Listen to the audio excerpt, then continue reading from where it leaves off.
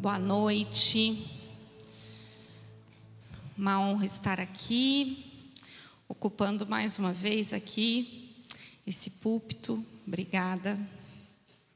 Obrigada, pastor, pelo privilégio e oportunidade. Ele já falou, né, que eu estaria aqui falando com vocês. Estou eu aqui. E vou falar, nós estamos numa série falando sobre inteligência emocional. E aí o pastor Marco estava ali me lembrando que quando ele compartilhou da série, o tema da série, e ele me contando lá os temas da série, né, inteligência emocional, aí eu falei, tá, e qual o tema que sou eu que vou falar? Mas eu falei assim, eu estou sempre brincando com ele, você vai falar sobre autoconhecimento. Eu falei, tá bom. Eu nem sabia que autoconhecimento era um tema, ele estava ainda ali pensando, né, na série. Mas estou aqui e vou falar sobre autoconhecimento, tá bom? O autoconhecimento, ele anda lado a lado com a inteligência emocional. Isso quer dizer o quê? Que não é possível desenvolver a inteligência emocional sem autoconhecimento. Eu não vou conseguir percorrer esse caminho da inteligência emocional sem o autoconhecimento. A inteligência emocional, ela faz parte hoje das múltiplas inteligências, né? Durante um tempo se falou muito sobre inteligência emocional. Acho que foi, se eu não me engano, esqueci o nome dele, mas o sobrenome dele acho que é Goleman. Ele ficou bem famoso quando ele começou a falar, né, sobre inteligência emocional. Na época eu dava aula ainda, era professora formada em magistério, dava aula para educação infantil e começou a se falar muito, né? Ele escreveu vários livros sobre inteligência emocional. E aí depois de um tempo começou a se falar também sobre inteligência espiritual. Então hoje a gente fala sobre múltiplas inteligências. Mas não dá para nascer com inteligência emocional. A gente não nasce, ela não vem no nosso DNA. Inteligência emocional não vem lá na expressão do nosso DNA. Embora seja uma condição interna, eu vou precisar de aprendizados ao longo da vida para eu desenvolver inteligência emocional. E para isso eu preciso de autoconhecimento. Mas afinal, o que é autoconhecimento? O autoconhecimento, a palavra autoconhecimento é autoexplicativa. É um conhecimento que eu tenho de mim mesmo. O conhecimento que temos de nós mesmos. O conhecimento de si, né? Ou seja, o quanto conhecemos ou o quanto você conhece de si mesmo, de você, de como você funciona, de todas as suas questões. E pasme, nós podemos passar uma vida inteira convivendo com a gente mesmo e não se conhecendo. Nasci comigo mesma, né? Meu corpinho, meu jeitinho, meus pensamentos, tudo aqui, e eu posso passar uma vida inteira sem saber como eu funciono, sem me conhecer. O autoconhecimento, ele nos leva a saber identificar quais são os nossos atributos positivos, negativos, nosso temperamento, as nossas aspirações, os nossos hábitos, padrões de comportamento, crenças, preferências, gostos, aversões, dificuldades, potencialidades. O autoconhecimento pode nos levar a conhecer tudo isso. É um processo que dura a vida toda. Então, quanto antes eu iniciar essa sondagem interna, mais a gente vai aprender sobre quem nós somos e o que devemos fazer para percorrer mudanças que são necessárias ao nosso crescimento e amadurecimento como humanos. Por que como humanos? Porque somente humanos podem praticar autoconhecimento. Essa é uma condição do humano, só o humano. Os animais não praticam autoconhecimento, tá bom? Então é uma condição humana. Uma vez eu ouvi uma pessoa contando eu penso que foi na faculdade, do que eu me lembro eu penso que foi na faculdade, acho que foi uma professora minha contando que ela estava assistindo uma entrevista. E aí nessa entrevista estava se explicando sobre a teoria da evolução, o quanto nós fomos evoluindo ao longo do tempo aí dentro dos nossos processos. E E aí nessa entrevista, era uma entrevista voltada para um conhecimento bem científico, se dizia que a diferença entre os humanos e os não humanos, né, ou entre o mundo animal e o mundo humano, a diferença, comparando, por exemplo, eu acho que essa pessoa contou que estava se comparando lá toda a constituição biológica, o DNA do macaco. E aí a diferença do macaco, eu penso que era isso, mas a diferença do macaco para o homem era de 1%. A diferença genética. E aí a pessoa pegou e falou assim, pois é, né? E que trabalho que dá esse 1%? Se a diferença é só 1%, e que trabalho que dá esse 1%? Porque o que caracteriza o ser humano de uma forma que não caracteriza nenhum outro ser vivo. Então, capacidade de autoconhecimento é do humano. O autoconhecimento é um exercício da psique humana. Razão, emoção e vontade. Então, o que é psique humana? Aquilo que está dentro da nossa mente, aquilo que é essa condição interna. A psique humana é razão, emoção e vontade. E razão, emoção e vontade vai atuar diretamente nos nossos pensamentos, sentimentos e ações. E aí, o pastor Marco está dando um show aqui falando de inteligência emocional. Parece que ele se formou em psicologia junto comigo. Ele está indo muito bem. A temática do autoconhecimento, ela tem ganhado espaço cada vez mais relevante na nossa sociedade atual. Hoje se fala muito em autoconhecimento, a importância do autoconhecimento para você se desenvolver, não só emocionalmente, mas para você se desenvolver no teu trabalho, né, profissionalmente, para você poder escolher a tua profissão, para você desenvolver novos projetos, para você empreender. Então, autoconhecimento é uma temática muito presente. Mas autoconhecimento não é um tema de hoje. É um tema muito antigo. Muito, muito, muito antigo. Tá? O quem sou eu? Essa pergunta, quem sou eu? É uma pergunta filosófico-existencial que nos acompanha desde que a humanidade foi criada. Tá? Será que tem esse tipo de questionamento na Bíblia? Será que tem essa resposta? Será que tem essa pergunta existencial na Bíblia? Fui pesquisar um pouquinho sobre isso de forma bem direta. Coloquei lá no Google, né? Quem sou eu na Bíblia? O que a Bíblia diz sobre quem sou eu? E aí vai aparecer várias coisas que a Bíblia diz sobre quem sou eu. Mas aí apareceram alguns textos que eu achei muito interessante. Eu não vou entrar aqui na temática teológica, nem no contexto desses textos, tá bom? Então, é uma pregação temática. Vamos lá. Mas olha só o que o rei Davi, ele disse em 1 Crônicas 17:16, na primeira parte do versículo. Ele diz assim: então o rei Davi se pôs diante do Senhor e disse: quem sou eu, Senhor Deus? O rei Davi, ele fez muitas perguntas. Ele se colocou de uma forma bastante filosófica, buscando esse autoconhecimento diante do Senhor várias vezes. Mas ali, em 1 Crônicas 17:16, ele pergunta: quem sou eu, Senhor Deus? E aí o texto ali continua, e o próprio Deus vai dizer para Moisés: eu sou o que sou. E diga para o povo que aquele que falou com você é aquele que é. Então o próprio Deus, ele vai sinalizar como uma das formas de se referir a ele: eu sou o que sou, eu sou. Isso tem muito a ver com autoconhecimento. E Jesus também vai dizer. Jesus vai dizer eu sou em vários momentos. Mas o principal contexto em que Jesus vai dizer eu sou, ele afirma categoricamente: eu sou o caminho, a verdade e a vida, e ninguém vem ao Pai a não ser por mim. Ele sabia exatamente quem ele era, e isso estava ligado ao propósito da existência dele quando ele esteve aqui na terra. Mas vamos lá, trazendo e explorando um pouco mais essa temática dentro do contexto da psicologia.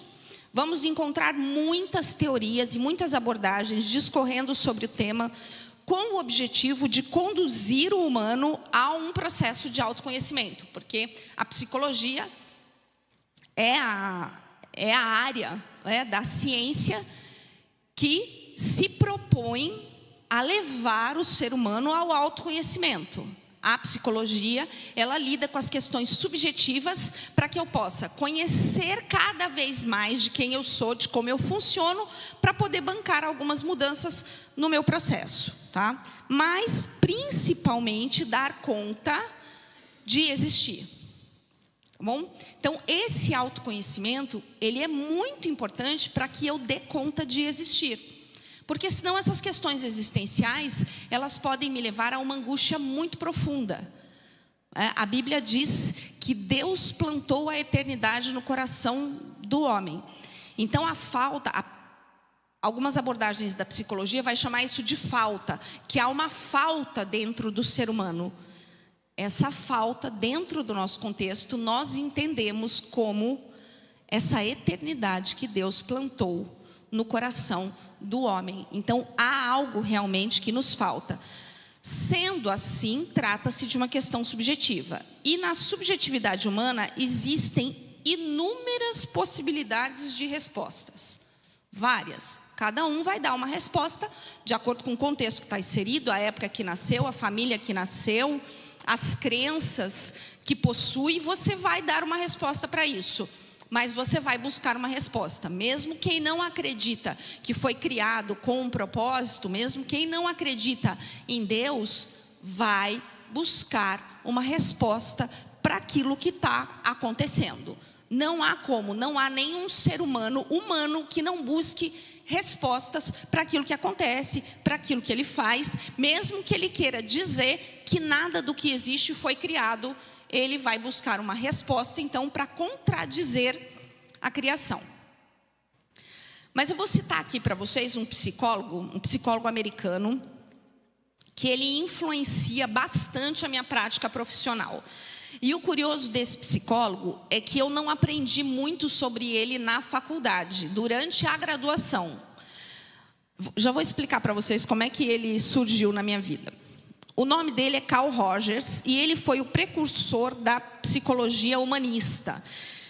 E o que eu mais gosto na abordagem psicoterapêutica que ele desenvolveu é que ele permite e ele acredita que o profissional psicólogo, ele pode e deve se tornar vulnerável com seus pacientes e assim contribuir com o êxito no processo terapêutico. E isso foi muito curioso porque eu precisei escolher uma abordagem para poder seguir a minha condução como profissional. E na psicologia existem muitas abordagens. E essa abordagem psicoterapêutica desse psicólogo, eu não tinha estudado muito, eu tinha passado por ele. Mas como ele tinha um embasamento bastante filosófico, a abordagem dele fazia parte da psicologia humanista, que já me chamava a atenção por causa da minha formação anterior, que era filosofia. Eu comprei um livro dele, e o nome do livro é Tornar-se Pessoa. Achei muito interessante o título do livro, Tornar-se Pessoa. E ali conta um pouco da história dele. Ele nasceu, muito provavelmente, num lar cristão, pelo que ele conta. Mas o que é interessante é que eu já estava desenvolvendo a minha prática terapêutica e na faculdade, na graduação, eu tive uma graduação que pode se chamar bastante materialista, se é que eu poderia chamar dessa forma. Mas eu tive, assim, a maioria dos meus professores, eles eram muito céticos para algumas questões. Então, isso tornou a minha graduação não dando muita abertura para a gente falar das questões espirituais. Elas eram bem... Porque eles confundem, né, a religião com o desenvolvimento da espiritualidade. Então, a gente não tinha muito espaço, às vezes, para discutir muito essas questões. Os meus professores eram bem céticos. E eu acabei aprendendo muito de abordagens bem clássicas e tradicionais dentro da psicologia, que elas apresentam um profissional psicólogo um pouco distante, sabe? Quase como se fosse um personagem. Eu nunca vou me esquecer de uma professora, e na base da psicologia está a psicanálise. E a psicanálise, ela até luta contra essa impressão, mas é muito difícil um analista conseguir convencer alguém de que ele não é que o manejo terapêutico dele não mantém uma certa distância do seu paciente ou do seu cliente. Eu nunca vou me esquecer da minha professora falando que uma vez ela estava esperando um paciente dela entrar no consultório, chegar no consultório, e ela acabou encontrando ele no corredor e ela estava indo ao banheiro. E ela falou: ih, meu Deus, agora ele vai saber que eu vou ao banheiro. Por quê? Porque tem essa, né? E os filmes mostram isso, as séries que tem lá psicólogos nas séries, tem séries famosíssimas aí. O terapeuta, ele parece aquela pessoa meio distante, sabe? Meio um personagem, meio alguém que não existe. E eu tinha vontade de compartilhar algumas coisas com os meus pacientes. E eu falava: será que eu posso? Será que eu não posso? Será que esse manejo terapêutico é correto? Será que ele não é? Só que aí, eu com a minha intuição ali, e principalmente quando eu estava atendendo pacientes que vinham do contexto cristão, eu me sentia um pouco mais à vontade para contar algumas experiências. Mas aí eu fui ler esse livro, entender melhor um pouco dessa abordagem, e eu descobri que a abordagem dele é justamente sobre isso. Ele entende que essa troca de experiência, que o psicólogo se tornar vulnerável e trazendo algumas questões dele, aproxima o paciente do contexto terapêutico e contribui muito. Eu falei: meu Deus, estou respaldada teoricamente. Fiquei em paz e falei: vou seguir nesse meu jeito mesmo. Então eu fiquei muito animada quando eu descobri isso.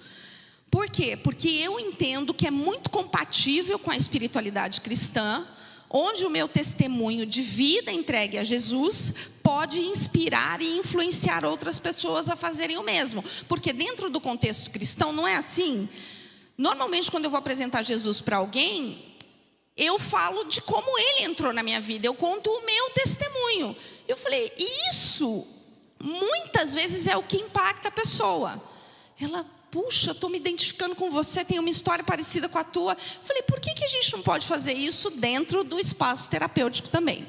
E aí Carl Rogers vai dizer que a gente pode, que você pode se tornar vulnerável e compartilhar ali algumas das suas experiências.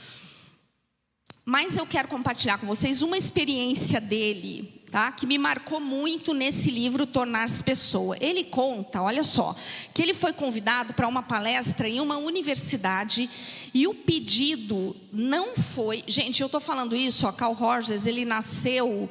Eu estou falando disso aí de 1920, tá? 1930, ele já ele nem é vivo mais. Então, imagina, eu estou falando lá da década de 30, tá? E ele disse que ele foi convidado para uma palestra em uma universidade e o pedido não foi para ele apresentar as suas ideias a respeito da psicoterapia, mas foi para apresentar a si mesmo. Então convidaram ele para palestrar numa universidade e o convite era para ele apresentar a si mesmo. E então ele se deparou com duas perguntas. Como é que ele tinha chegado ao que ele pensava naquele tempo? E como ele se tornou a pessoa que ele era. Traduzindo para hoje, nós estamos diante das seguintes perguntas, né? Se fosse eu fui convidada para dar uma palestra para estudantes de psicologia, mas não é para falar sobre a minha prática clínica. Olha, eu quero, Márcia, que você apresente a si mesma. Um convite diferente, né? Apresentar a si mesma num meio acadêmico. A pergunta que ele fez foi: como é que eu cheguei ao que eu penso hoje e como me tornei a pessoa que sou? Quer dizer, ele já era psicólogo, ele já tinha desenvolvido uma abordagem psicoterapêutica e ele se colocou diante daquelas perguntas para poder falar dele mesmo. Isso é o quê? Autoconhecimento. Como é que eu cheguei ao que eu penso hoje? Por que eu penso o que eu penso? O que me levou a pensar o que eu penso? E eu como me tornei a pessoa que eu sou hoje. E ali ele discorreu e foi daí que surgiu esse livro, Tornar-se Pessoa. Então vamos lá, para responder essas perguntas é necessário percorrer o caminho do autoconhecimento. Mas não... Não sou usar aqui. Tá. Mas eu não vou usar aqui as diversas e eficientes teorias filosóficas ou psicológicas para responder essas questões. Nós vamos examiná-las diante da verdade. E aí eu preciso compartilhar com vocês a minha primeira descoberta quando eu conheci Jesus. A minha primeira descoberta a partir de Jesus é que a verdade não é um conceito. A verdade é uma pessoa. Eu sou o caminho, a verdade e a vida.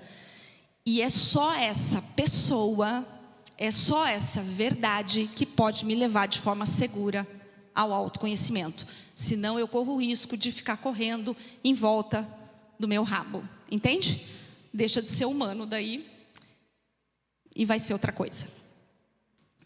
Quero usar para esse contexto o texto que está lá na carta que o apóstolo Paulo escreve aos Romanos, no capítulo 12, a partir do versículo 1. É um texto muito, muito conhecido, muito. Então vamos lá. Para mim é o melhor texto da Bíblia que fala sobre percorrer um caminho de autoconhecimento. Romanos 12, tá? Então vamos lá. Eu vou ler aqui primeiro na tradução NAA, que diz assim, olha: portanto, irmãos, pelas misericórdias de Deus, peço que ofereçam o seu corpo como sacrifício vivo, santo e agradável a Deus. Esse é o culto racional de vocês. E não vivam conforme os padrões desse mundo, mas deixem que Deus os transforme pela renovação da mente, para que possam experimentar qual é a boa, agradável e perfeita vontade de Deus.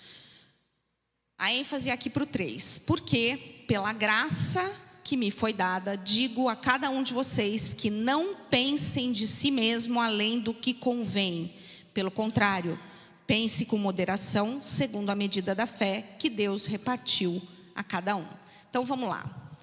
Na NAA, tá bom? Para a gente percorrer o caminho do autoconhecimento. Não pense de si mesmo além do que convém. Pelo contrário, pense com moderação. Na nova tradução da linguagem de hoje, não se achem melhores do que realmente são. Pelo contrário, pensem com humildade. Guarda aí, moderação, humildade. Ninguém tenha de si mesmo um conceito mais elevado do que deve ter, mas ao contrário, tenha um conceito equilibrado. É na NVI. Na BLT, essa eu gostei demais. Ninguém deveria pensar em si mesmo como sendo melhor do que realmente é. Vocês deveriam pensar em si mesmos de forma realista. Na Bíblia, a mensagem: não tenham um conceito errado de vocês mesmos, achando que tem alguma bondade para apresentar a Deus. Não, é Deus quem concede tudo a vocês. Então vamos lá. O caminho para o autoconhecimento implica em moderação, humildade, equilíbrio, realismo e graça. Sem essa condição, eu não vou conseguir percorrer um caminho de autoconhecimento que me leve para a verdade, para poder cumprir um propósito que é do próprio Deus. Então, moderação, humildade, equilíbrio, realismo e graça. Quando fala de realismo, por que eu falei que eu gostei tanto aqui dessa tradução, que fala assim: vocês deveriam pensar em si mesmos de forma realista. Porque dentro da psicologia, a gente aprende, quando vai investigar a subjetividade e a condição humana, que a gente lida com o real, o simbólico e o imaginário, tá? Então essas coisas, elas estão aqui dentro da gente. Razão, emoção e vontade, dando direcionamento para pensamentos, sentimentos e ações, brigando aqui dentro da gente, e junto com isso eu tenho que lidar com o real, o imaginário e o simbólico. E como é que eu equilibro isso? Será que eu dou conta do real o tempo todo? Não, eu não dou conta do real o tempo todo. Pessoas que exageram no realismo, elas podem acabar num nível de angústia muito elevado. Então eu preciso do simbólico e do imaginário, né? Dentro da psicologia, por exemplo, ela vai tratar a religião ou a espiritualidade como uma forma de simbolizar, tá? Eu costumo dizer que seja no simbólico, no imaginário, a minha verdade é Jesus, a minha realidade é Jesus, né? Mas Ele nos ajuda através disso, a entender as coisas que estão à nossa volta. Então isso é importante, mas eu não posso lidar demais com o simbólico e com o imaginário a ponto de eu não conseguir encarar o real, porque aí eu posso ir para lugares falaciosos, mentirosos, e aí eu não vou conseguir lidar com a verdade que eu preciso lidar. Então vamos lembrar? O que eu preciso para percorrer o caminho do autoconhecimento? Moderação, humildade, equilíbrio, realismo e graça. No autoconhecimento é necessário olhar para dentro com uma lente de aumento, tá?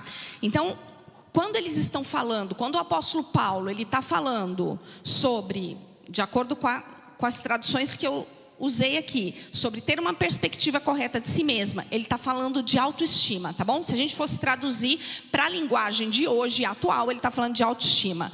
Ter uma perspectiva correta de si mesmo. E daí eu trouxe também um trechinho de um livro que eu gosto muito, que é Ego Transformado, só para ler para vocês.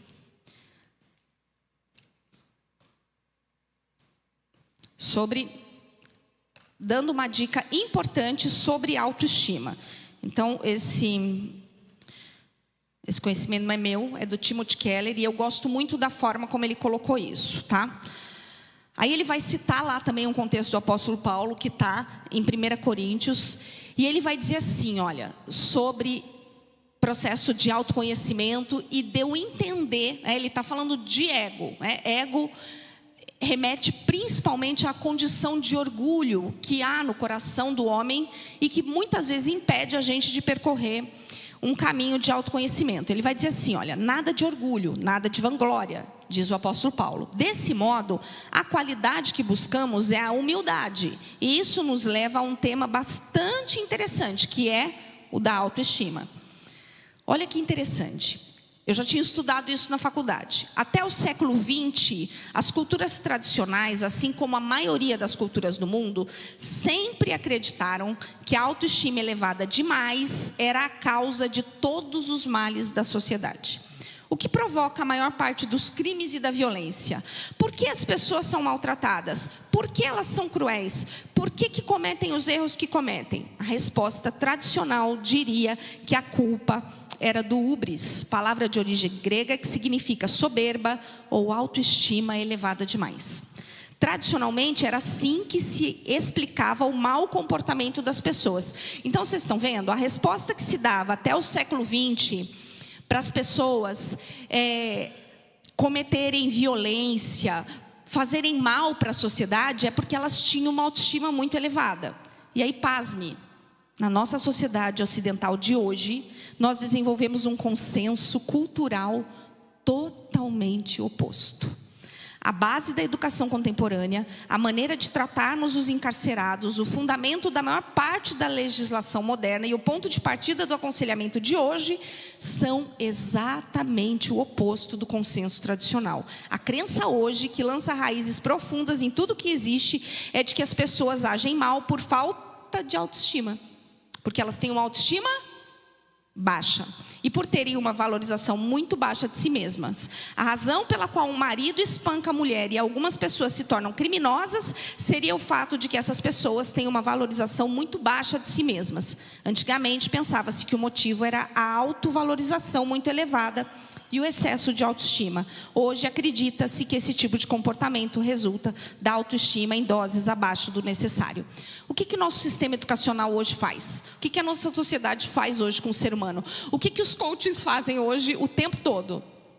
Não são treinamentos para elevar a nossa autoestima? Não é isso que nós vivemos hoje? Então a gente tem que se preparar, porque podemos estar produzindo futuros Hitlers na próxima geração. Pessoas que não sabem lidar com frustrações, porque elas acham que vão poder tudo no mundo. Eu posso, eu consigo, eu faço, eu aconteço. E há alguns anos o New York Times publicou um artigo da psicóloga Lauren Slater, chamado de O Problema da Autoestima. Não era um artigo inovador nem totalmente inesperado. Lauren simplesmente relatou o que os especialistas sabiam há muito tempo. O importante, ela afirma, é que nada comprova que a autoestima negativa seja um grande problema na sociedade.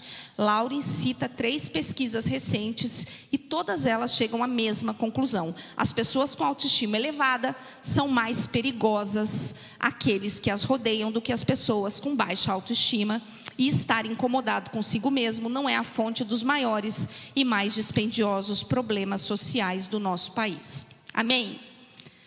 Gente, curioso é que quando a gente fala de educação de filhos, sempre que eu vou orientar pais, eu sempre digo isso, que eu aprendi com a minha psicóloga numa palestra. Meus filhos ainda eram pequenos. Ela já dizia que as pesquisas apontam que uma educação tradicional, ela é menos danosa do que uma educação permissiva. Porque numa educação tradicional, onde a criança levou uns tapinhas, onde ela foi corrigida, às vezes de forma muito severa. Gente, eu não estou falando de violência, ok? Não estou falando de violência. Violência é uma coisa. Uma educação tradicional, com regras mais rígidas, limites estabelecidos de formas mais rígidas, não inclui violência, ok? Violência é outra coisa. Violência é espancamento, violência é humilhação excessiva, né? Aquilo que danifica a identidade da pessoa. Eu não estou falando disso, ok? Estou falando de uma educação mais rígida, onde tinha que chegar em casa às 9h30 da noite, entende? Onde não podia sair com determinadas pessoas, onde a regra era rígida, onde se falava, mas o meu amigo pode, eu não posso. Estou falando disso, ok? Uma educação tradicional mais rígida, ao invés de uma educação permissiva, onde tem os memes hoje, né, da educação positivista. Eu não sei se eu como o brigadeiro hoje ou amanhã. São os memes assim, né? Não sei se eu vou deixar para comer o brigadeiro hoje ou amanhã. Você quer comer hoje ou você quer comer amanhã, né? Então é tudo do mesmo. Na verdade, você está deixando a criança fazer o que ela quer. Ela só está escolhendo o momento em que ela vai fazer o que ela quer. Esse tipo de educação é muito danosa, extremamente danosa. Por quê? Essa criança vai crescer um adulto onde ele não sabe, ele não conhece os limites de forma segura, tá? Então estou falando disso, tá bom? Quando eu falo de uma educação tradicional. E aí essa educação de hoje, ela está produzindo, ou ela quer produzir essa autoestima elevada. Por exemplo, eu no meu temperamento, vamos lá, autoconhecimento. Meu temperamento, ele tem como base o melancólico. O melancólico olha para o relógio com medo que não vai dar tempo de falar tudo que eu planejei. Por quê? Eu tenho que falar tudo que eu planejei. Eu não sou igual o pastor Marco, que ele olha o relógio, acabou o tempo, tá tudo bem, cumpri com a palavra. Eu não. Se eu não der conta aqui do meu caderninho, tudo que eu escrevi para vocês, eu vou para casa mal. Entende? Então, é a forma como eu funciono. Então, isso é autoconhecimento. Claro, eu que lide com isso. Não são vocês que lidem com isso. Eu tenho que lidar com isso. Mas eu preciso saber como eu funciono. Então, para o melancólico, é diferente. Para o sanguíneo é de um jeito, para o fleumático é de um jeito, para o colérico é de outro jeito. Agora, se eu não sei como eu funciono, como é que eu vou lidar com as minhas angústias? Aí eu vou querer transformar as minhas angústias em regra. Aí aquilo que me angustia, eu vou achar que é o certo e que todo mundo tem que fazer desse jeito. Aí eu vou falar assim para o pastor Marco, mas também, né? Por que o culto não pode terminar um pouco mais tarde, quando a mensagem está bem legal, e a mensagem bem legal é a minha, né? A mais importante de ser ouvida é a minha. Está vendo como é que acaba girando em torno de nós mesmos e não em torno da necessidade do outro? Então, se eu não percorro um caminho de autoconhecimento, de saber por que aquilo gera angústia, eu não vou conseguir dar uma resposta madura para aquilo. Então, é por isso o autoconhecimento. Não é só para eu mudar, porque também não é uma ditadura da mudança. Eu não vou dar conta de mudar tudo. Eu não vou dar conta de não sentir angústia em alguns momentos, mas eu vou dar conta de lidar com essa angústia. Entende? De me acomodar às regras. Não, tem horário, eu tenho que cumprir o horário. Entende? Não importa se o que eu estou falando é relevante na minha perspectiva, entendeu? Eu preciso entender que o que é mais relevante nesse momento não é só a mensagem que é pregada, mas são as regras, as quais eu estou inserida dentro daquilo que eu estou fazendo, porque senão eu vou fazer do meu jeito, entendem? E isso não vai ficar bom. E normalmente eu quero mudar as regras. Por quê? Por que será que eu quero mudar as regras? Será que alguém já quis mudar uma regra porque estava pensando só no bem do outro? Muito difícil. Normalmente eu quero mudar uma regra porque aquilo me beneficia. E aí eu vou encontrar alguém que concorda comigo, eu faço um grupinho e começo a mudar a regra. Então, até o século XX, a autoestima elevada era um problema. Depois do século XX, na nossa sociedade atual, a autoestima baixa é um problema. E assim eu vou, entende? De alto e baixo. Não tem moderação, não tem humildade, não tem equilíbrio, não tem realismo, não tem graça. Percebem? E é por isso que o texto vai dizer: não se amoldem demais ao padrão desse mundo. Por quê? Isso vai fazer a gente se desviar de uma perspectiva correta de quem nós somos e para o que nós fomos criados. Então, autoconhecimento, dentro do contexto que nós estamos falando aqui, dentro do contexto bíblico, implica em eu conhecer essa verdade. Senão eu não vou conseguir dar uma resposta para isso, tá? Então, esse autoconhecimento, ele é necessário olhar para dentro com uma lente de aumento que permite a vulnerabilidade. Vulnerabilidade é uma palavrinha que está bem na moda, eu gosto dessa palavra. O reconhecimento do que está dentro e precisa ser transformado. Mas o que é vulnerabilidade no processo de autoconhecimento? Vamos lá. Gente, vulnerabilidade é uma condição de fragilidade, tá? É um lugar onde eu me sinto indefeso, exposto, desprotegido, desamparado, suscetível, magoável, atacável, descoberto, desabrigado, destrutível, debilitável, derrotável, prejudicável, desarmado, desvalido e indefeso. Gente, não dá para querer ficar vulnerável. Tudo isso aqui. Falei, gente, eu nem sabia que vulnerabilidade era tudo isso aqui. Acho que eu estava usando a palavra de forma errada. Falei, meu Deus, isso aqui tudo é ser vulnerável? A vulnerabilidade implica em risco, fragilidade ou dano. É onde eu decido, muitas vezes, sofrer o dano. Falei, nossa, Jesus, tudo isso. Se sentiu indefeso, exposto, desprotegido, desamparado, suscetível, magoável, atacável, descoberto, desabrigado, destrutível, debilitável, derrotável, prejudicável, desarmado, desvalido e indefeito. Pagou a conta, sofreu o dano, mas ressuscitou. Ressuscitou. Mas sofreu o dano ou não sofreu? Eu estou aqui porque ele sofreu o dano, senão não estaria. Não estaria nem falando o que eu estou falando. Ele sofreu o dano. E isso é vulnerabilidade. E isso pode acontecer por motivos econômicos, sociais, ambientais e muitos outros. Mas aqui a gente está falando dos riscos emocionais, de uma condição interna e subjetiva, que é quando reconhecemos e admitimos as nossas fraquezas. Lá na psicologia existe uma ferramenta que o pastor Marcos já falou em muitas pregações aqui também, que ela chama janela de Johari, tá bom? Que também fala sobre autoconhecimento. Então vamos lá. Tentem imaginar aí. Gente, eu não sou de fazer os slides, eu até pedi ajuda para o pastor Marco, porque o meu computador pifou. E aí eu não podia usar meu computador, falei, me ensina a fazer lá os seus slides maravilhosos, mas não deu. Então, tentem imaginar aí, tá bom? Tentem imaginar. Uma janela mesmo com 4 partes, recortada assim em 4. A janela de Johari é uma ferramenta criada para facilitar a compreensão sobre os relacionamentos interpessoais em um grupo ou em outros ambientes. Normalmente se trabalha em grupo a janela de Johari, tá bom? A janela de Johari, há 4 eus lá na janela. O eu aberto, então pensa aí, ó. Quem que é o eu aberto? O que eu e os outros sabemos sobre mim. Então, o que vocês e eu sabemos sobre mim? Vocês sabem que eu sou paulista, já contei aqui. Vocês sabem que eu sou a gaúcha mais paulista que vocês conhecem. Vocês sabem que eu não queria vir, mas eu fui obediente e vi. Já me tornei vulnerável, não é? Meu Deus, paguei um preço altíssimo por dizer que eu não queria vir, mas é a verdade, gente, eu não queria vir. E às vezes a gente foca naquilo que a pessoa disse que ela não queria e não foca no sacrifício que ela fez de obediência. Eu não queria vir. Jesus disse: Pai, se pode, passa de mim esse cálice. Aconteceu a mesma coisa comigo. Senhor, se pode, não me leva para Montenegro, me deixa aqui em Curitiba, eu sou urbana, me deixa ficar aqui no shopping.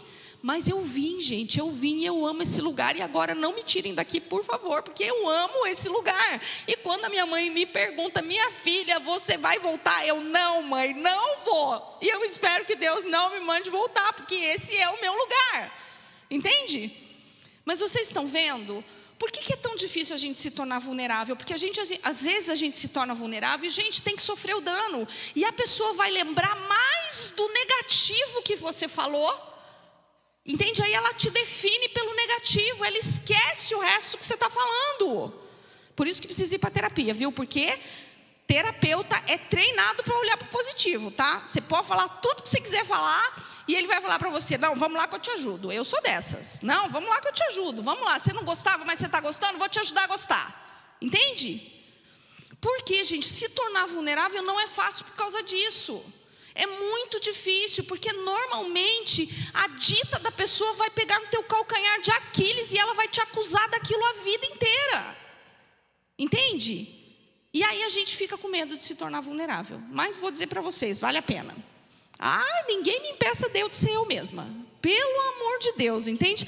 Por quê? Porque dá muito trabalho. Então, pelo amor de Deus, deixa eu ser eu mesma. Essa é a minha verdade, entende? É a minha verdade. Então, quanto mais a gente conhece de quem a gente é, mais a gente vai poder bancar as nossas fragilidades e as nossas fraquezas, tá? Então, vocês entenderam? Olha lá, deixa eu continuar aqui, que eu tenho que terminar. O eu aberto: o que eu e os outros sabemos sobre mim. O eu cego: o que os outros sabem sobre mim, mas eu desconheço. Todo mundo está vendo que eu sou mentirosa. Conto um monte de mentira. Tá todo mundo: nossa, aquela menina conta um monte de mentira. Está todo mundo vendo. Mas eu já acredito tanto nas minhas mentiras que eu acho que tudo que eu estou falando é verdade. Mas está todo mundo vendo que eu falo mentira, né? Está todo mundo vendo que eu sou orgulhosa. Mas eu digo: nossa, eu sou muito humilde, gente. Eu visto as sandálias da humildade. Está todo mundo vendo que eu tenho lá uma certa dificuldade com isso. O eu oculto: o que apenas eu sei sobre mim. Então, estava pensando hoje de novo: o que apenas eu sei sobre mim, o que eu sei, só eu sei sobre mim. Falei: nossa, deve ser bem pouca coisa, porque eu conto tudo para o Marco, ele sabe tudo, deve ser bem pouca coisa. E o eu desconhecido: o que nem eu sei sobre mim e nem os outros sabem sobre mim. Aí está lá no inconsciente, tá bom? Então, essa janela. E quando a gente vai trabalhar num treinamento de grupo, de empresa, por que a gente leva esse exercício, né? No contexto terapêutico individual, a gente faz isso também. Então, quer dizer, eu preciso ampliar essas janelas. O que é o autoconhecimento? É eu diminuir cada vez mais o quadrante do que eu não estou vendo em mim e está todo mundo vendo. Diminuir o quadrante do que o que eu apenas sei sobre mim. Então, vou me tornar vulnerável. Vou compartilhar com outro. Aquele texto que diz: confessai as vossas culpas uns aos outros para que sareis, tá?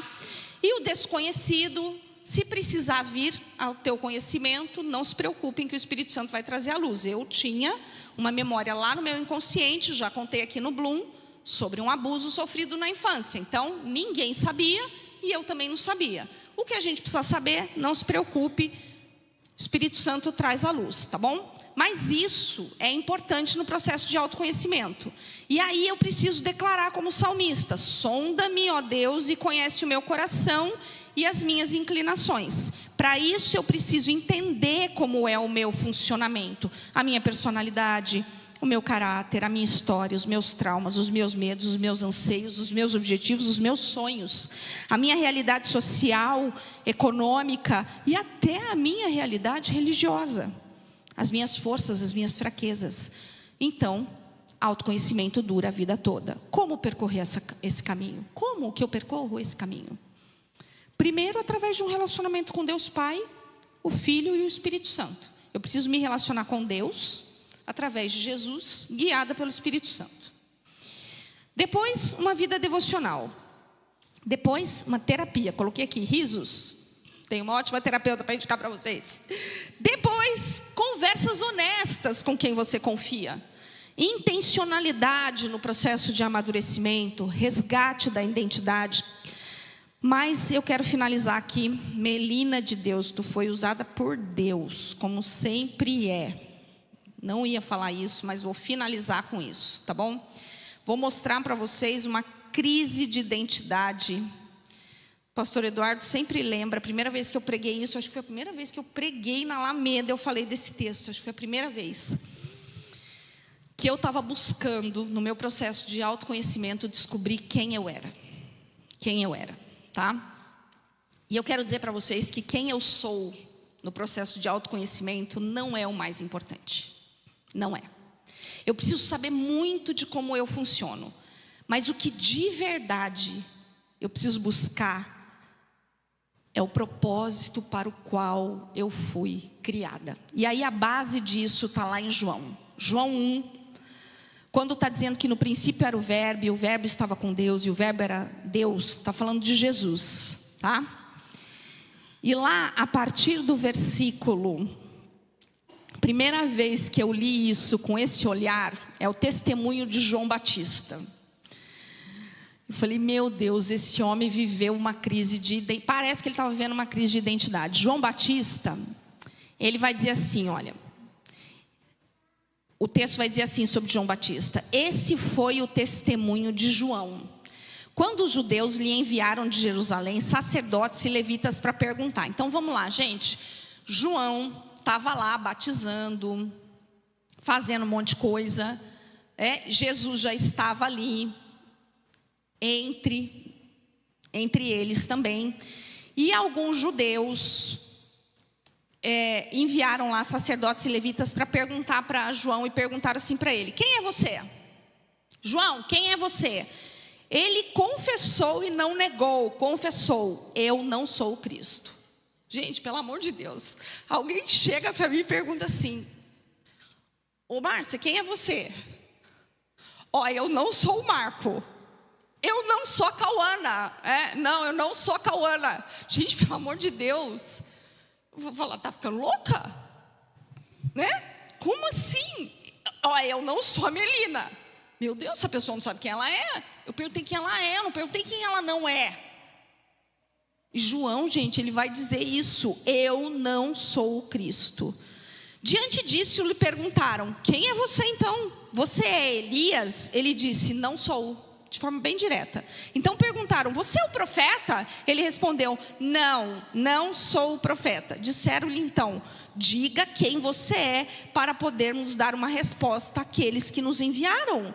O que é que você diz a respeito de si mesmo? Gente, olha a pergunta que vão falar para ele. Então é mais ou menos assim, ô Márcia, quem é você? Eu não sou a Cauana. Mas Márcia, você é a profeta? Não, eu também não sou a profeta. Mas Márcia, você é a psicóloga? Não, eu também não sou psicóloga. Mas quem você é, afinal de contas, de Itacuja? O que tu está fazendo aqui? E aí ele disse, olha só, o que é que você diz a respeito de si mesmo? E ele respondeu, eu sou a voz do que clama no deserto. Endireitem o caminho do Senhor, como disse o profeta Isaías. Ele lembrou do que estava lá no Velho Testamento, que o profeta Isaías tinha dito sobre ele. Alguém irá preparar o caminho para o Senhor. Então João Batista sabia exatamente para o que ele foi criado. Gente, não importa mais quem eu sou, se eu sei para o que eu fui criada. Porque eu vou abrir mão de quem eu sou, eu vou abrir mão dos meus títulos, eu vou abrir mão do meu trabalho, eu vou abrir mão de qualquer coisa, se eu sei para o que eu fui criada. Então, autoconhecimento, se não levar a gente para esse lugar, não adiantou de nada. Entende? Então o autoconhecimento não é para que eu saiba de cor o meu nome, o meu CPF, o meu RG, todas as minhas fragilidades, todas as minhas fraquezas, todas as minhas potencialidades, onde eu posso chegar, o que eu posso fazer, o que eu posso realizar com toda a força que há em mim, não está respaldado no meu nome. O autoconhecimento, ele está respaldado em descobrir o propósito da minha existência. Para isso que serve um processo de autoconhecimento. Precisa de muita inteligência emocional ou não? Vocês acham que João Batista tinha inteligência emocional ou não? Eu queria ter conhecido a psicóloga dele. Meu Deus. O psicólogo dele foi diretamente o Espírito Santo, né? Ele fez um processo terapêutico maravilhoso. Ele sabia para o que ele foi criado. Então, eu espero que eu tenha ajudado vocês com o meu estudo. Mas o apelo é: você quer percorrer um caminho de autoconhecimento? Para o caminho de autoconhecimento, eu preciso de moderação, humildade, equilíbrio, realismo e graça. Essa graça é a graça de Deus. Eu li algo hoje muito importante quando eu estava preparando esse estudo. Muito, muito, muito importante. Tudo que eu vier a ser no mundo é respaldado em toda construção que eu fizer. Então, se o meu autoconhecimento é para que eu possa ser alguém e realizar uma grande obra, eu vou ter que fazer muitas coisas, eu vou ter que percorrer todo um caminho. A graça implica em eu já ser. Só no cristianismo eu já sou. Eu sou filho, eu sou filha. E aí o pastor Marco pregou sobre isso. Quando Deus diz: esse é o meu filho amado. E é a mesma coisa que Ele nos diz. A partir do momento que aceitamos Jesus como o Senhor e Salvador da nossa vida, Ele nos aceita como filhos. Nós somos co-herdeiros. Ele diz: esse é o meu filho amado. Essa é a minha filha amada. Eu não preciso fazer mais nada para provar nada. Eu já tenho acesso ao Pai e ao amor que Ele tem por mim. A única coisa que Ele espera de mim é que eu possa perguntar para Ele: Senhor, o que é que eu tenho que te entregar para viver um propósito que é teu? Quais são? Que caminho é esse? O que o Senhor planejou para mim? Compartilha comigo esse plano. E aí sim, eu preciso de um processo de autoconhecimento a partir do plano. A partir do plano. Entende? Porque foi a partir do plano que, mesmo não querendo vir, eu vim. Entende? Eu não teria condições de vir se Ele não tivesse me mostrado que o plano era dele. Aí sim, através do autoconhecimento, de como eu sei que eu funciono, resistência à mudança, dificuldade de fazer novas amizades, aí eu me torno vulnerável. Eu falo: mas tá bom, se o Senhor está mandando, eu vou. Aí eu preciso de autoconhecimento, entende? O autoconhecimento, ele só vai fazer sentido se ele estiver ligado ao propósito da minha existência. Porque daí eu vou entender as dificuldades que há em entregar o que Ele vai me pedir para entregar. Porque Ele vai me pedir muitas coisas até o final. Mas Ele jamais vai fazer isso de forma forçada. E Ele jamais nos deixará na mão. Sempre que Ele nos pede algo, Ele tem algo muito melhor para entregar. Porque Deus não é homem para mentir. E a vontade dele é boa, perfeita e agradável. Amém? Então, se você deseja percorrer esse lugar de autoconhecimento, mas em primeiro lugar descobrir qual é o propósito da tua existência, eu quero te convidar para ficar em pé e nós vamos orar juntos. Pastor Marco, pode vir.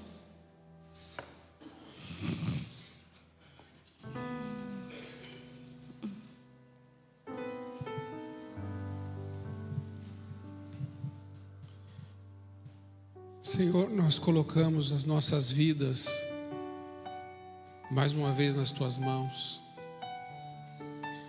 E reconhecemos, Senhor, que cada um de nós foi criado com um propósito.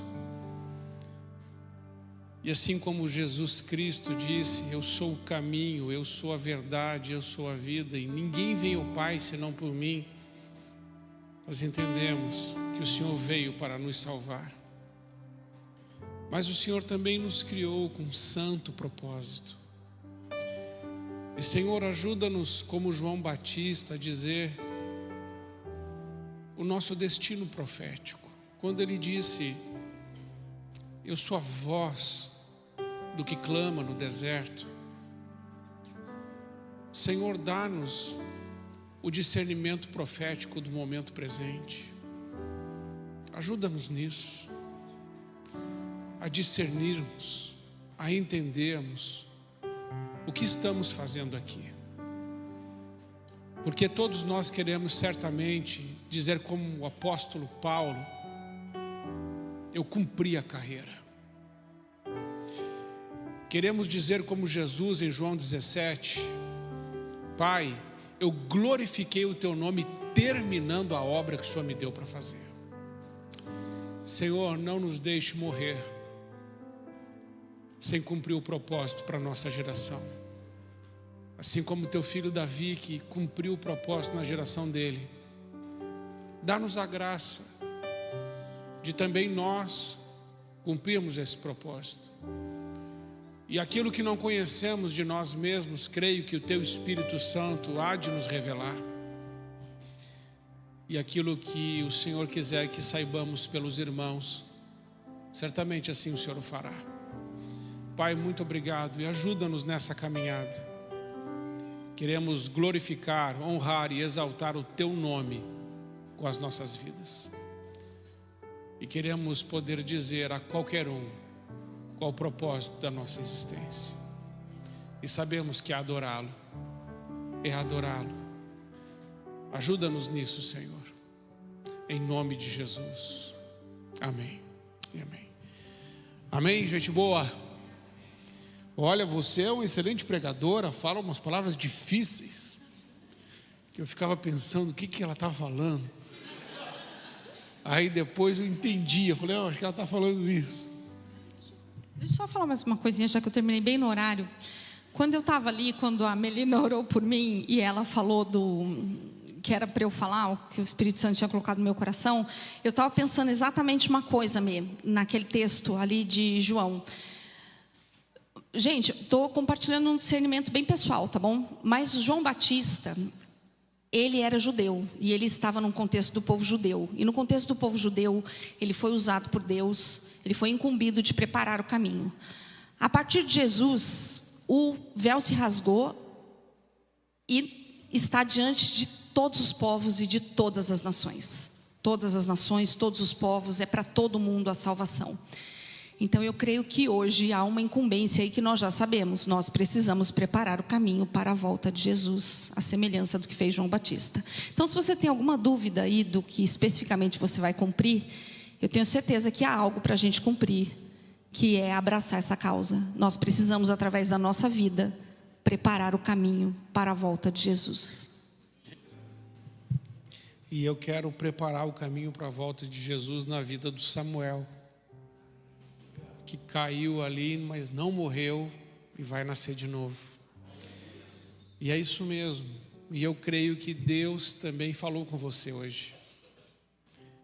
E todos nós temos uma história.